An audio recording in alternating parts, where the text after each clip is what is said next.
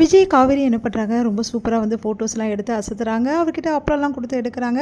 அது தெரியாத விஜய் வந்து நெறைய ஃபோட்டோக்கு போஸ்ட்லாம் குடுத்துட்ருக்காரு. இந்த சூழ்நிலை இவங்க 2 பேரும் சந்தோஷமா இருக்கிறத பார்த்துட்டு ராகினி செமையா டென்ஷன் ஆயிடுறாங்க. அடுத்து வந்து விஜய் என்ன பண்ணுறாரு, அவங்க வீட்ல உள்ளவங்ககிட்ட எல்லார்கிட்டயுமே ரொம்ப அழகா வந்து விளையாடுறாரு. அதே மாரி வந்து நம்ம குமரன், விஜய் எல்லாருமே வந்து தாத்தா எல்லாருமே சூப்பரா கிரிக்கெட்லாம் விளையாடி அசத்துறாங்க. அதே மாரி நம்ம காவேரி என்ன பண்ணுறாங்கன்னா, யமுனா அதுக்கப்புறம் நர்மதா கூடலாம் ஜாலியா விளையாடுறாங்க. இதையெல்லாம் பார்த்து வந்து ராகினிக்கு தாங்க முடியாம ரொம்ப டென்ஷனா வராங்க. என்ன இது, இவங்க இவ்ளோ ஜாலியா சந்தோஷமா இருக்காங்களே, இது இப்படிலாம் இருக்கவே கூடாதே, என்ன பண்ணுறதுன்னு தெரியலையே அப்படின்னு சொல்லிட்டு அவங்க அப்பா பார்க்க போறாங்க. நடந்த விஷயத்த எல்லாத்தையுமே வந்து பசுபதி கிட்ட சொல்றாங்க. அவங்களாம் பார்த்துக்கலாம்மா, எந்த பிரச்சனையும் இல்ல, நீ சந்தோஷமா இரும்மா, அவங்கள எப்படி பண்ணணுமோ அப்படி பார்த்துக்கலாம், ஏதாவது ஒரு சான்ஸ் கிடைக்காமயா போயிடும் அப்படின்னு சொல்லிட்டு அவங்க அப்பா சொல்றாரு. அடுத்து வந்து ராகினி வந்து ஃபோனை பார்த்துட்ருக்காங்க. அப்போ கரெக்டாக வந்து சோஷியல் மீடியாவில் விஜய் வந்து ஃபோட்டோஸ் வந்து அப்பளம் இருக்க மாதிரி வருது. அதை பார்த்து அதிர்ச்சி அடைகிறாங்க. உடனே வந்து இது காவேரியோட வேலையாக தான் இருக்கும் அப்படின்னு சொல்லிட்டு அவங்க அப்பா கிட்ட சொல்கிறாங்க. அவங்க அப்பா வந்து இதை பெரிய விஷயமா வந்து பப்ளிஷ் பண்ணிடுறாரு. எல்லாரிடமும் வந்து போஸ்ட் வச்சு ஒட்டுறது, அதே மாதிரி விஜயோடக்கு தெரியாதவங்களா தெரிய வைக்கிறது, அந்த மாதிரி நிறைய விஷயங்கள் வந்து பண்ணுறாரு. அதனால் வந்து விஜய்க்கு எங்கே பார்த்தாலும் வந்து கேட்குறாங்க, இந்த மாதிரி எப்படி எப்போ சார் அப்பளம் வீடியோவில் நடிச்சுங்க விளம்பரத்தில் அப்படின்னு சொல்லிட்டு கேட்குறாங்க. அதனால் விஜய் ரொம்ப டென்ஷன் ஆயிடுறாரு. அடுத்து காவேரி கிட்ட விஜய் சண்டையும் போடுறாரு. அப்போ காவேரி வந்து எவ்வளோ சொல்லி பார்க்குறாங்க. விஜய் வந்து நீ இப்படி பண்ணுவேன்னு நினச்சி கூட பார்க்கல, என்கிட்ட சொல்லாமல் கொள்ளாமல் எதுக்கு இப்படிலாம் பண்ண காவேரி அப்படின்னு சொல்லி டென்ஷன் ஆகிறாரு. விஜய் கிட்ட காவேரி எவ்வளோ சாரி கேட்டு பார்க்குறாங்க. ஆனால் விஜய் வந்து சமாதானமே ஆகலை. இந்த சூழ்நிலையில் என்ன பண்ணுறாரு, பசுபதி வந்து விஜயை பார்க்க வராரு. விஜய் கிட்ட வந்து ரொம்ப நக்கலாக பேசுகிறாரு. என்ன மாப்பிள்ள, விளம்பரத்தான் நடிக்கிறீங்க போல் இருக்கு, அதுவும் எங்கே பார்த்தாலும் உங்கள் முகமாகவே இருக்குது அப்படின்ற மாதிரி சொல்கிறாரு. அதை கேட்ட விஜய் வந்து ஓ, எல்லாம் இவரோட வேலை தானா, இவ்வளோ விளம்பரப்படுத்த இவர் தான் காரணமா அப்படின்னு சொல்லிட்டு யோசிக்கிறாரு. அடுத்து வந்து விஜய் வந்து நல்லா பதிலடி கொடுக்குறாரு. ஆமாம் ஆமாம், நாங்கள் வந்து சாதாரணமாக நடித்ததை நீங்கள் பிரபலப்படுத்திட்டீங்க.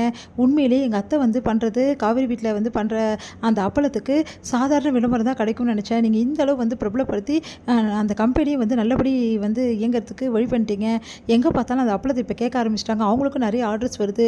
அது மட்டும் கிடையாது, என்னையும் வந்து பிரபலப்படுத்தி விட்டுட்டீங்க. அதனால் எங்கே பார்த்தாலும் என்னோடய ஃபோட்டோஸாக இருக்குது. அதனால் உண்மையிலேயே வந்து உங்களுக்கு தான் நன்றி சொல்லணும் பசு அப்படின்னு சொல்கிறாரு. அதை கேட்டு வந்து செமைய டென்ஷன் ஆகிறாரு. இவன் என்ன இப்படி பேசுகிறான் அப்படின்னு சொல்லிட்டு செம வேலை பண்ணிட்டீங்க. உண்மையிலேயே நீங்கள் வந்து கெடுதலாக நினச்ச ஒரு விஷயம் நன்மையில் போய் முடிஞ்சிருக்கு பசு.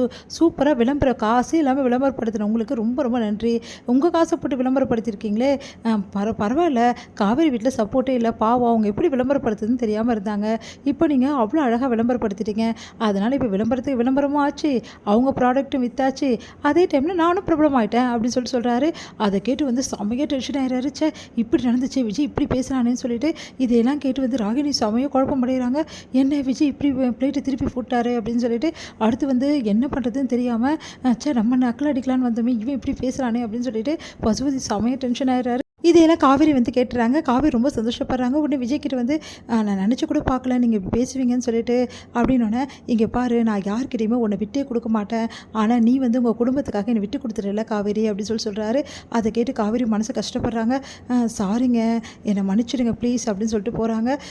உடனே வந்து காவேரி யோசிக்கிறாங்க, உண்மையிலேயே வந்து யாருக்கிட்டையுமே நம்மளை விட்டு கொடுக்கல அவர், நான் தான் ரொம்ப அவசரப்பட்டுட்டேன், அவர்கிட்ட கேட்காம இப்படிலாம் பண்ணது ரொம்ப பெரிய தப்பு, நான் ரொம்ப தப்பு பண்ணிட்டேன் காவேரி, நீ ஏன்டி இப்படிலாம் பண்ண அப்படின்னு சொல்லிட்டு டென்ஷன் ஆயிடுறாங்க. காவேரி வீட்டில் வந்து நிறைய ஆர்டர்ஸ் எல்லாம் வந்து அப்பளத்துக்காக வருது.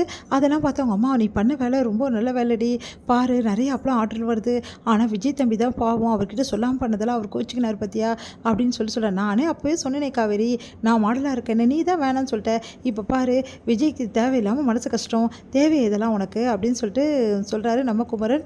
காவேரி முறைக்கிறாங்க.